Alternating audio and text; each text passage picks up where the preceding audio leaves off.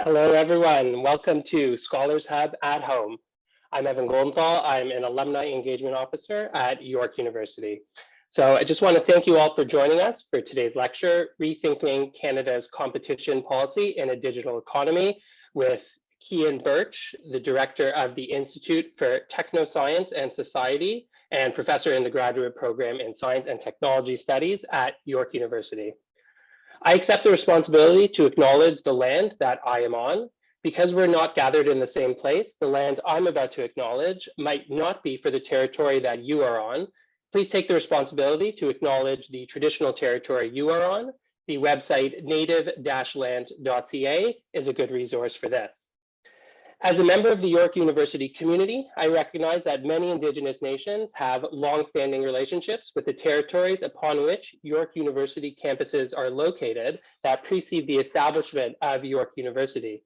York University acknowledges its presence on the traditional territory of many Indigenous nations.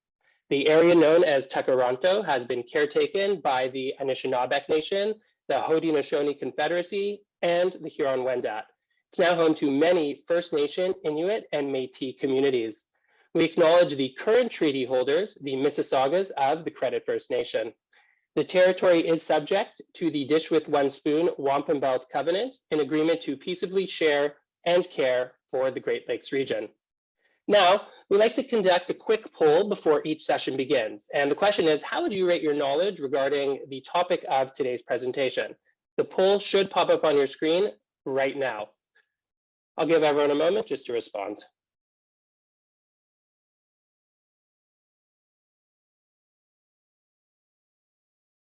Perfect, thank you. It's very helpful for our speakers to know more about who is in the audience. So if you need any help with Zoom webinar, you can feel free to click on the Q&A button at the bottom of your screen and you can enter your question. Our team is ready to help you. That same button may be used to submit questions for our guest speaker to answer during the Q&A period following today's presentation. And please note that all your questions and comments are visible to our panelists and our staff working behind the scenes. So we ask that you keep your comments relevant and respectful. So I'd now like to introduce our guest speaker, Professor Cian Birch.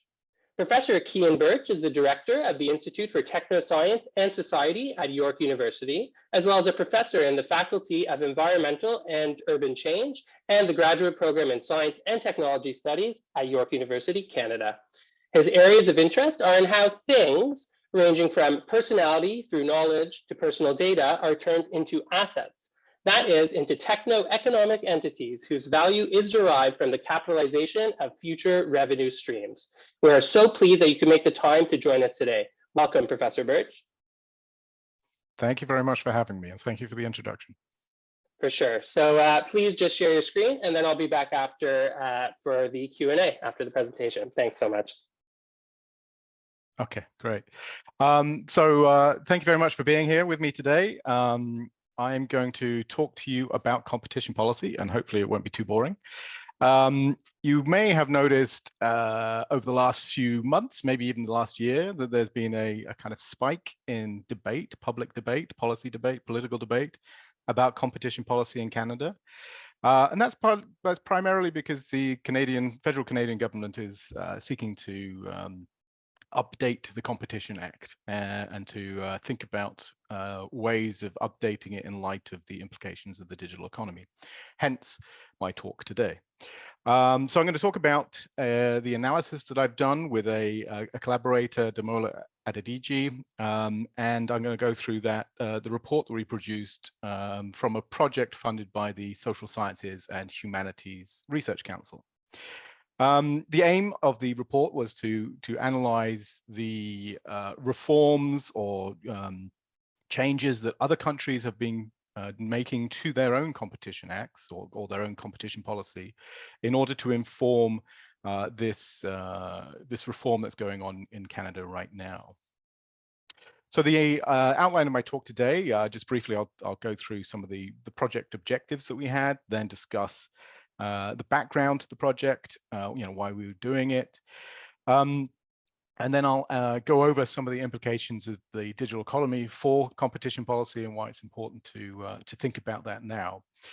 In particular, I'll focus on the challenges of digital personal data for competition policy and rethinking competition policy. And then I'll briefly finish off with some outlining some ways forward for competition reforms in Canada.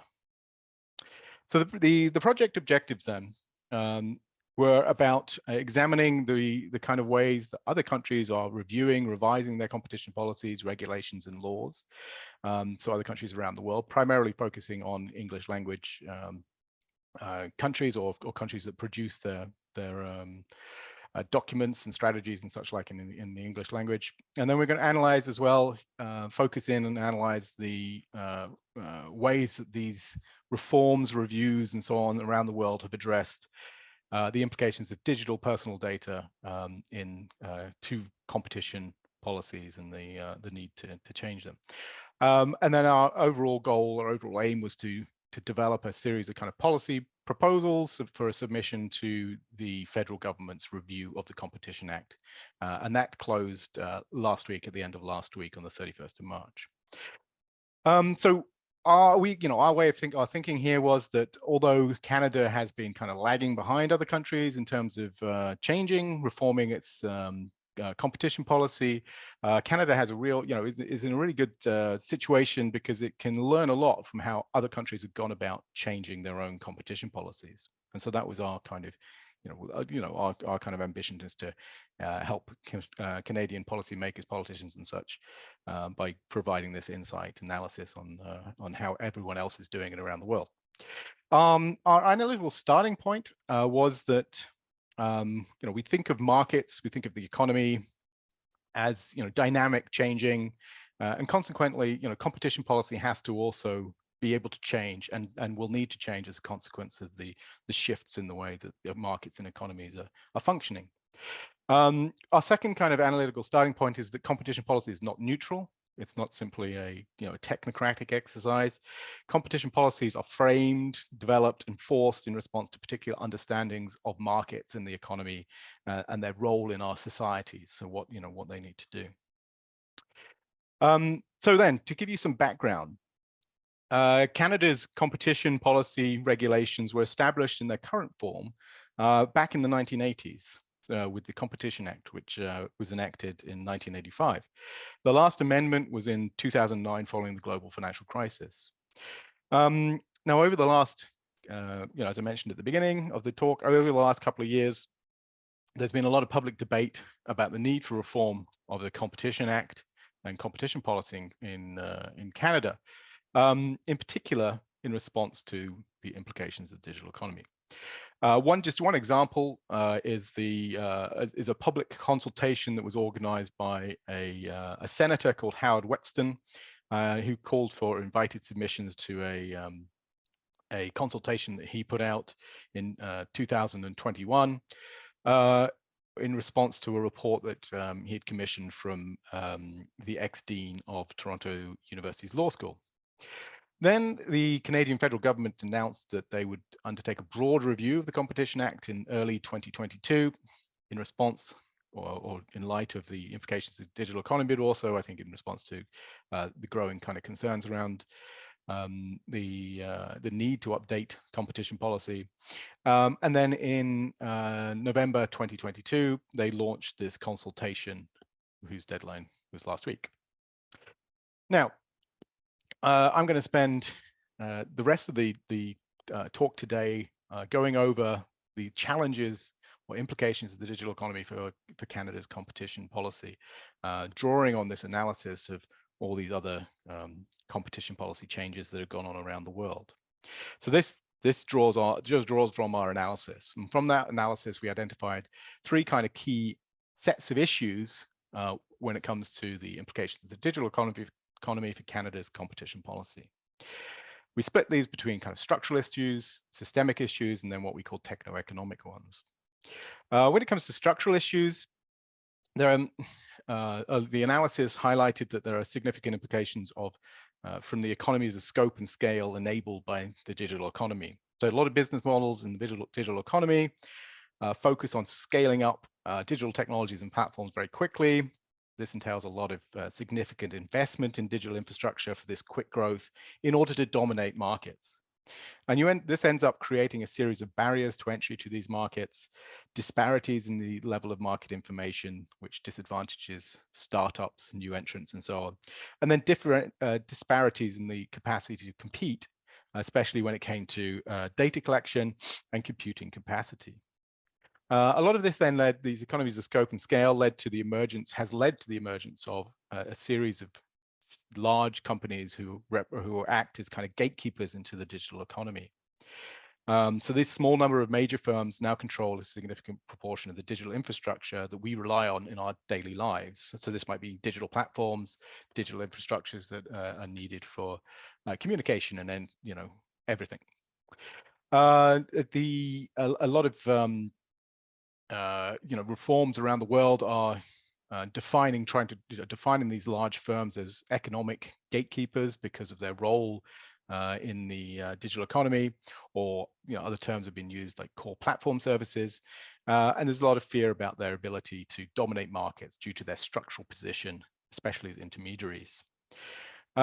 These gatekeepers then are constructed a series of kind of what are called multi-sided markets and what we call multi-sided market platforms, in which they are, these market platforms are meant to enable,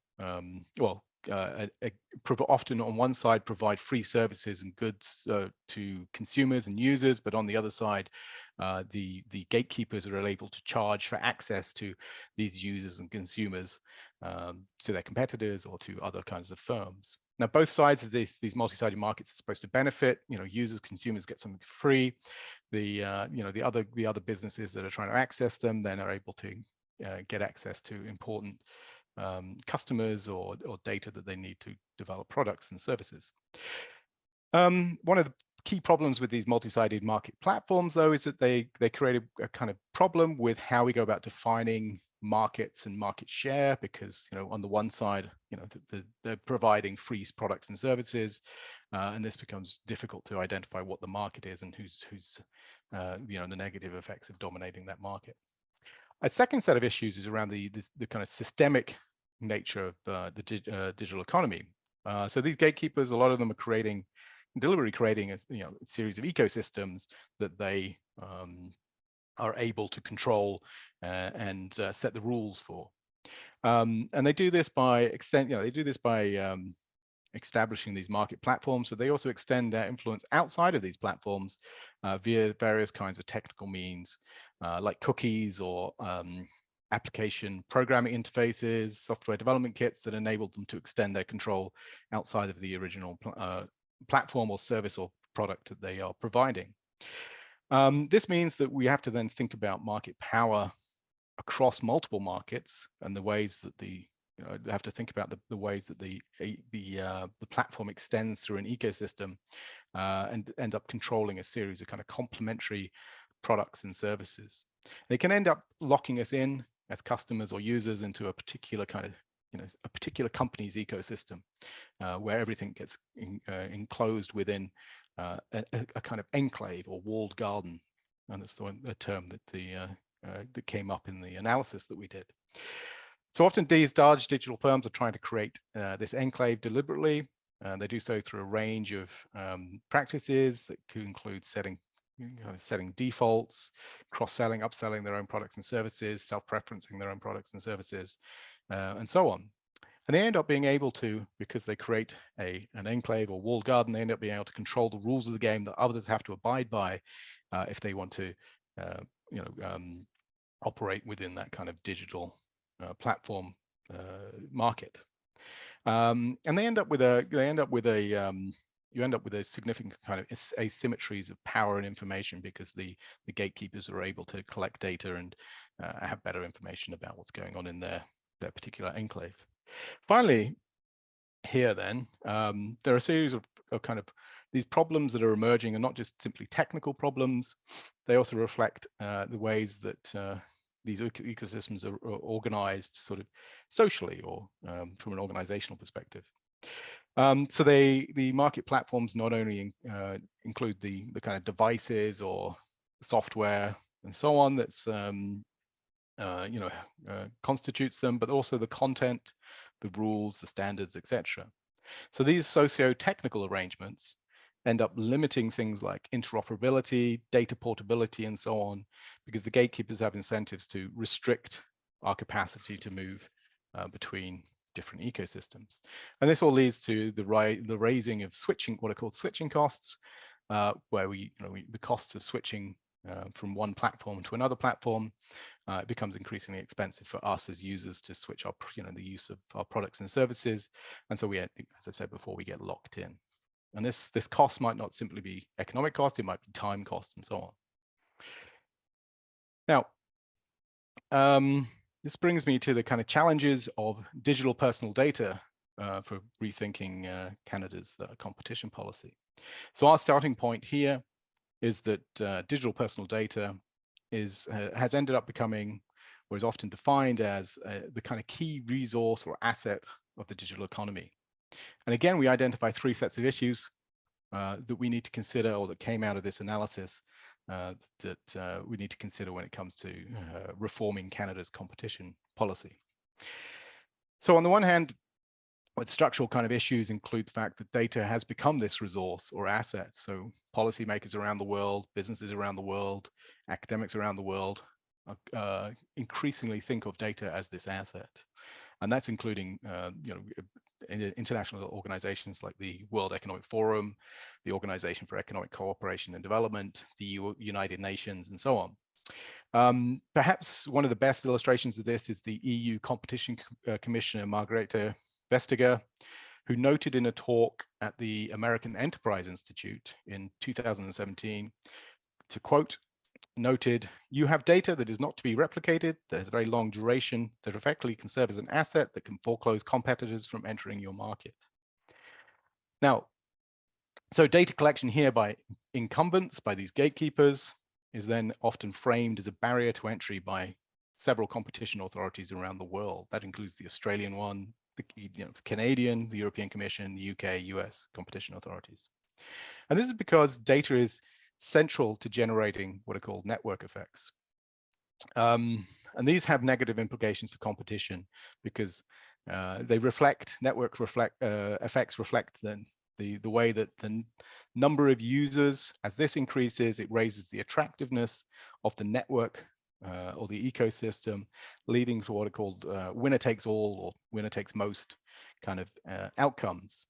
That's because everyone, once these network effects kick in, everyone then wants to join the biggest network because it has the most benefits to them. And so you end up with one network being the biggest and ruling them all. The most pertinent issue then when it comes to kind of competition issues is around the extension of these gatekeepers, these firms, these large firms, their capacity to collect data beyond the platforms or ecosystems that they operate. And this enables them to move into new kinds of markets and shift their network effects across multiple markets.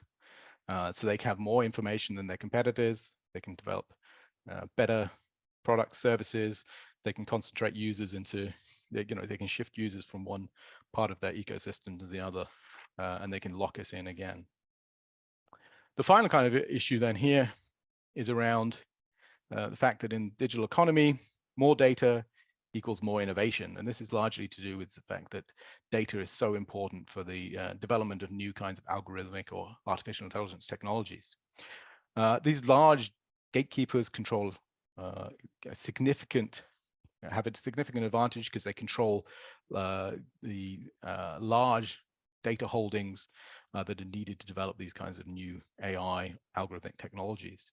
It's very hard then for startups or for competitors to compete against these incumbents. It ends up then leading to what have been somewhat morbidly called innovation kill zones emerging, where startups just don't compete against these incumbents, these gatekeepers. A second set of issues here then is around this systemic set of systemic issues to do with personal data. So thinking of personal data as an asset, one of the issues here is that data is not currently actually visible on corporate balance sheets. And that leads to a kind of problem when it comes to accountability, which I'll come back to in a second. But so the value of data, though, even though it's not accounted for on the balance sheets, is about the ability to limit access to it or control access to it that these gatekeepers have. And this becomes this major innovation business advantage, as I mentioned. And this advantage then reflects the expansion of these ecosystems. Gatekeepers can expand their ecosystems to collect and control more data, and they deploy the particular kinds of technology, socio-technical arrangements to do that. Now, what this means then is that as a result, the control of data threatens our privacy and the individual kind of protection of our data, our own personal data, because competition is needed to ensure that there is competition for privacy, because otherwise, as the competition decreases, that leads to lower levels of concern about our privacy, and that has an important effect that requires a coordination across different kinds of regulatory agencies. Now, one way to kind of think about how we as individuals could extend our control is to think about data as a kind of form of counter performance. We hand over our data in exchange for the supposedly free goods and services that we get. And then if we understand data as this asset, we can think of it as us exchanging our data for these goods and services. And this is important to think about because of the nature of data itself, which has this kind of relational and emergent kind of nature. So data has these kinds of properties that are only emerge as a consequence of combining data together that enable us to do new kinds of things with it, that enables us to do things like inferential analysis on a vast array of data. The final set of issues here then is around what we call epistemic issues, which is around definitions and conceptualizations of personal data. Key kind of issue here is around this idea of data accounting. How do we account for data when it is an asset, and how do we hold companies accountable for the data that they collect if we don't see it on their balance sheets? And this is increasingly important with competition, thinking about competition policy and thinking about the ways that we could rethink competition thresholds by including data in these thresholds. And that would be, thinking about a merger and acquisition and treating data as an important asset, and thinking about the ways that a merger or acquisition might lead to a concentration of data holdings by one company.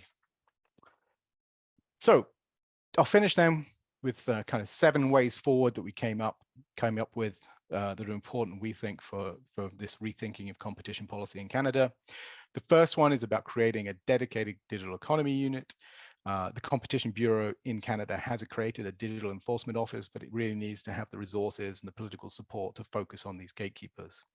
The second one is about market studies. So the Competition Bureau really needs to have the capacity to undertake market studies in transparent fashion, public view, and so on. And they really need this ability. The third one is around portability and interoperability. We as users, consumers, need to have both legally and technically easy ways for transferring our data from one operator to another operator, and the ability to multi-home between platforms and so on. And I stress that it has to be legally and technically easy, not just possible. The third one is about mandated data sharing and access. So if personal data is a increasingly valuable resource, it can't just be left to the control of a few big companies. We need to ensure that the gatekeepers share access to their holdings to enable innovation. The fifth one is about accounting and accountability of data assets. So as data has become this important resource or asset for companies, we need to be able to see it on their balance sheets. And that's not just to do with transparency. It's also to do with things like taxation and understanding what underpins their operations, and then being able to set competition thresholds as well.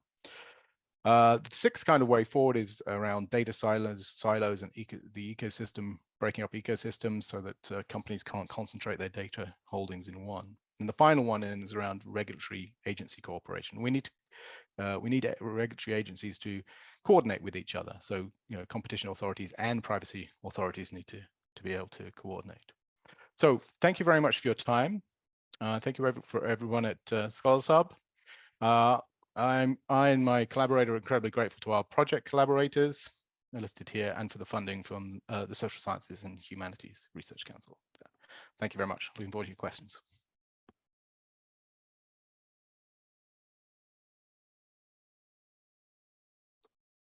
Thank you, Professor, for that timely and informative talk.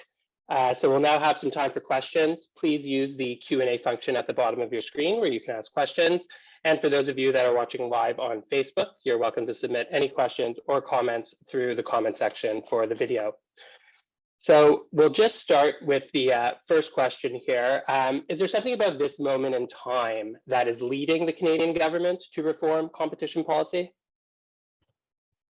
Yeah, so I think that there's multiple things going on, I think. The first one is obviously the fact that our economies are becoming increasingly digital, and that means that it's becoming increasingly evident that data is an important, as I said, resource or asset for a lot of companies, and especially for innovation and for startups and new kind of companies that are developing new kinds of technologies. So that's one concern. The second one is the concentration then of both data and computing capacity in the hands of a few big companies, and what are the implications of that for the digital economy and the innovation in the digital economy. I think the final one is the fact in the Canadian context that a lot of other countries are already doing this. They're already thinking about these things. The European Union, for example, has been over the last couple of years introducing a suite of changes. They have a series of new acts that have come in. So Digital Markets Act came in. I think it was voted on last year. It went through the European Parliament last year, and it's going to be implemented this year, I think, later this year. At the same time, the Digital Services Act, same kind of process, as being, it's going to start being implemented this year or next year. There's a Data Act and I can't remember, there's another act. So they have a range of acts that are all coming in. So in the Canadian context, you look around the world and you see all these things happening, then yeah, it makes sense to kind of start thinking about them.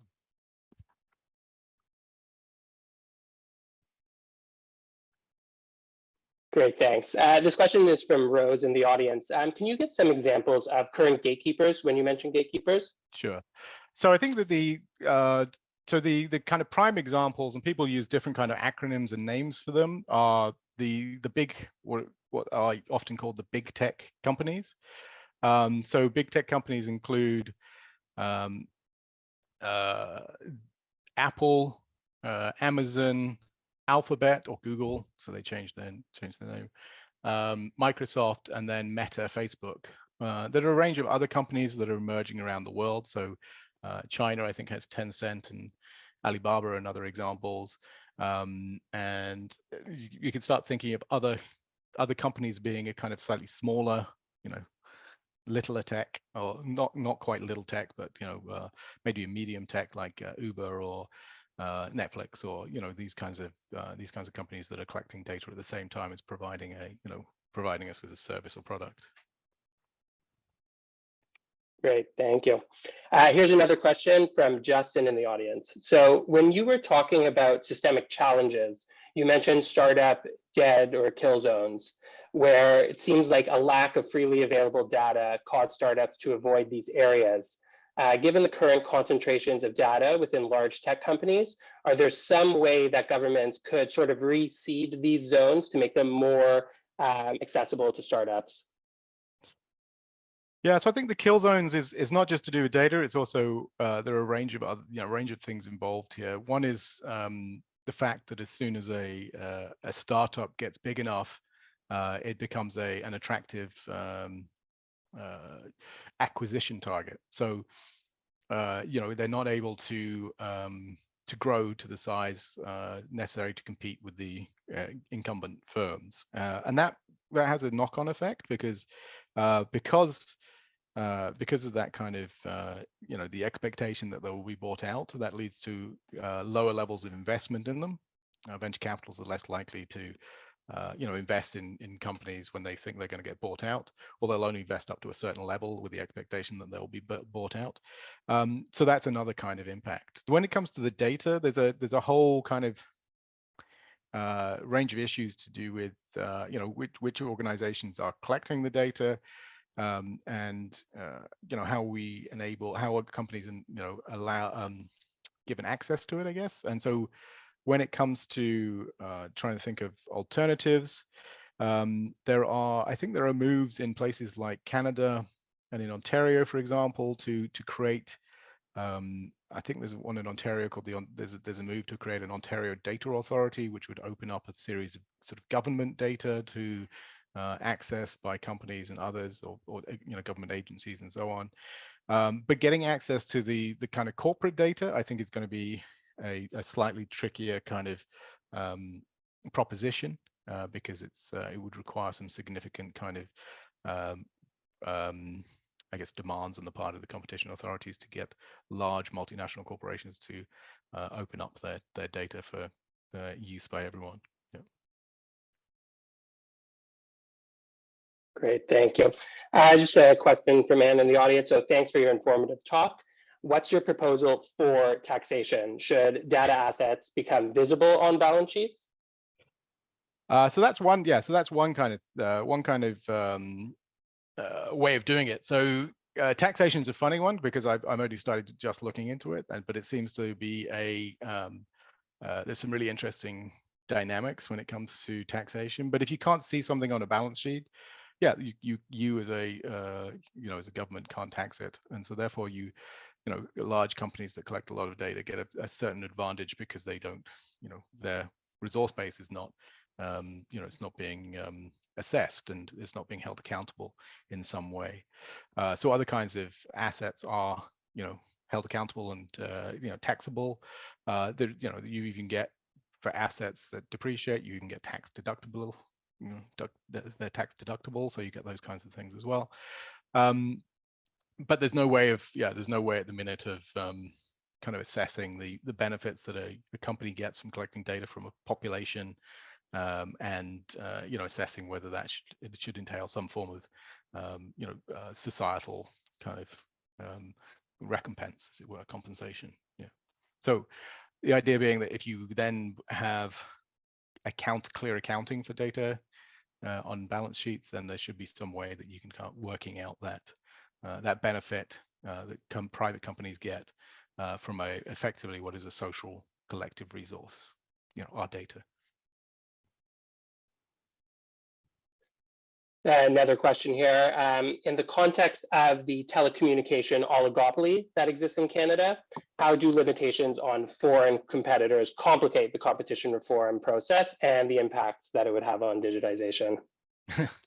Yeah, it's probably a bit beyond what I've done here. I think that so I don't know a ton about what's happened with the telecoms, only what I've read, I guess, in the press about Shaw and Rogers Shaw. Yeah. So I think that any kind of concentration in the market is generally it leads to certain kinds of outcomes that are not socially beneficial, generally speaking. So I think that in the Canadian context, if we look at Canada's what Canadians pay, what we pay for our telecommunication services, it's higher than in other countries. And it's you look at other countries and you look at the ways that they've managed telecommunications, especially mobile telecommunications, cell phones, and so on. That their prices are just significantly lower than the Canadian. And yeah, I'm always surprised by this in the context of Canada, that the Canadians don't complain more about the prices that they pay, especially because they are so high. Yeah.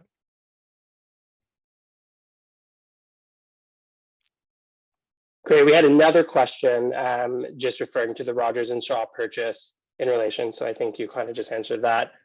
We have a question here.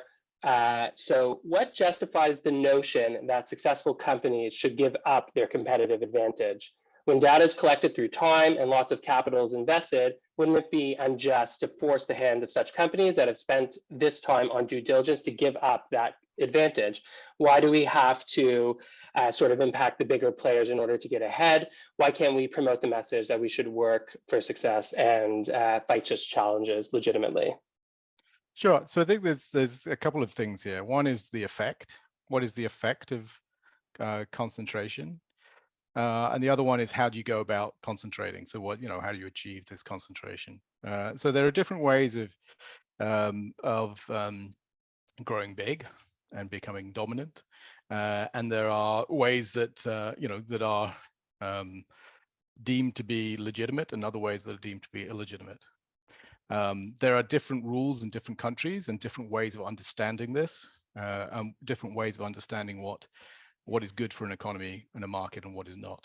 So in the context of competition policy, for example, there's a clear difference between, say, the European Union and sort of Anglo-American countries like Canada and the US.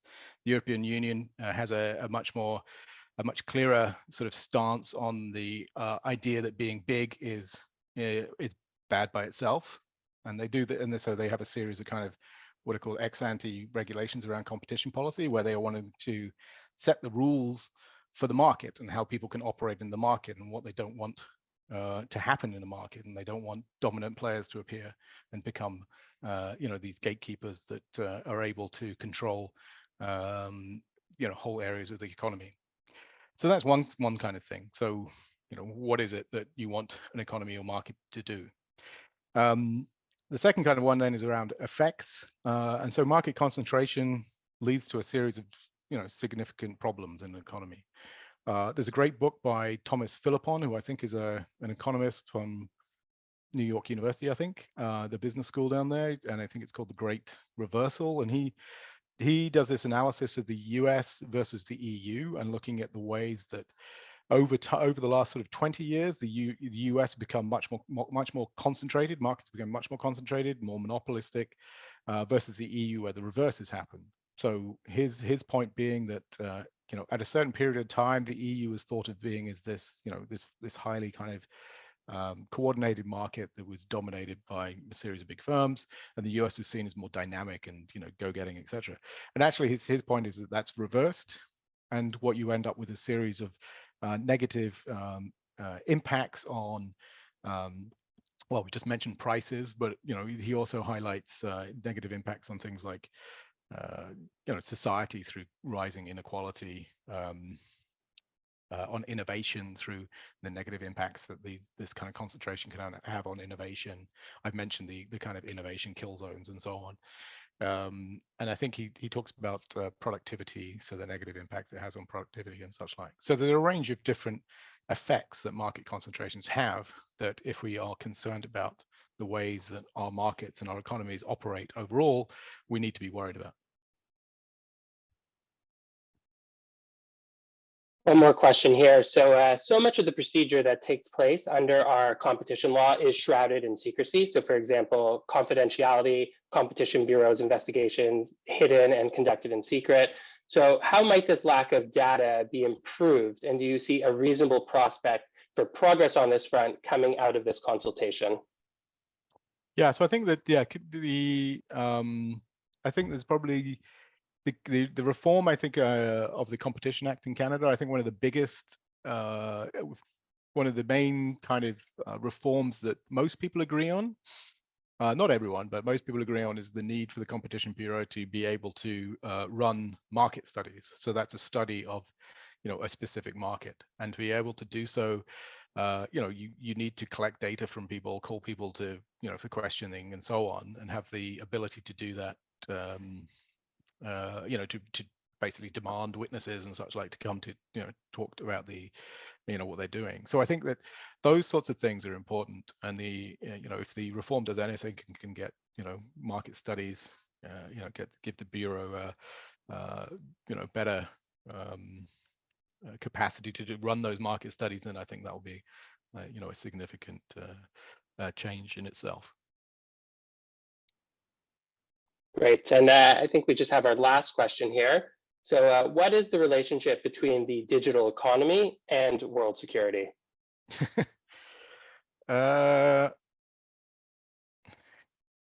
Yeah, that's a kind of, I don't know, that's a little bit probably outside my expertise in some ways. I think the digital economy, I think that well, you could say world security is bound up increasingly with the capacity of companies and governments to undertake digital activities. So a lot of computing capacity, and this is a new area of research that I'm interested in, is where's the kind of concentration of digital computing capacity, because that will enable countries, companies, governments, everyone. So that will enable them, provide them with the ability to do an increasing amount of things in the digital economy. Without that capacity, then the likelihood is that you'll be less able to do things. So there's probably a relationship between those kinds of that kind of digital infrastructure, investment in that kind of digital infrastructure, and the international security, I guess. Yeah. Wonderful. Well, thanks so much, Professor Birch. Thanks for being with us today and for such an informative, fascinating talk. Thank you. Very welcome. So you're welcome to turn off your video. And for those of us who'd like to share today's session with family and friends, it's going to be posted on our YouTube page at youtube.com/YorkU alumni. And you can also watch past lectures that you might have missed. And before we all go, there's one more poll question for you. And it's, how would you rate your knowledge of today's topic following this discussion? And it should pop on the screen right now. And you can join us for our next Scholars Hub at-home session, Why Stories Linger in Our Minds, Using Stories to Probe Human Memory and Thought. And it's in partnership with Glendon, and it's taking place on Wednesday, April 19th at noon. And you can register for that event and learn more about upcoming sessions at yorku.ca/alumni and friends. So thanks everyone so much for being here today, and be well.